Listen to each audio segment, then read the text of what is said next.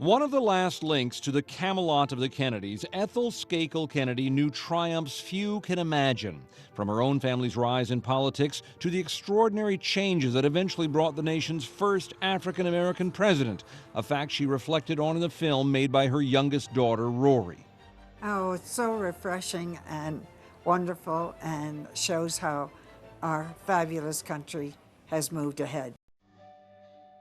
Born to a large family in Chicago, when she was 5, her father, a successful businessman, moved the family east to wealthy Greenwich, Connecticut. She was raised Catholic. As a young woman, she led a charmed life, attending the best schools and falling in love with Robert Kennedy.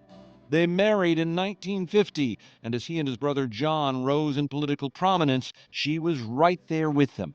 The charming socialite, Ethel was considered by many to be more outgoing, more exciting, more entertaining than John's wife, Jackie. But Ethel Kennedy's role took a more serious turn after President Kennedy was assassinated. As her husband became a senator and then sought the presidency himself, she struggled to raise 11 children, the last of whom she was expecting when Robert, too, was gunned down. The losses for Ethel Kennedy grew her whole life long. Both of her parents died in a plane crash. A brother was killed when another plane went down. Her son David died of an apparent drug overdose, another son, Michael, in a freak skiing accident. Her granddaughter, Circe, died of a drug overdose. Months later, another granddaughter, Maeve, drowned with her 8-year-old son in a canoeing accident. She took each disaster in turn. And still, those who knew her say her faith never wavered. She founded the Robert F. Kennedy Memorial to raise money for the humanitarian and environmental causes in which she believed.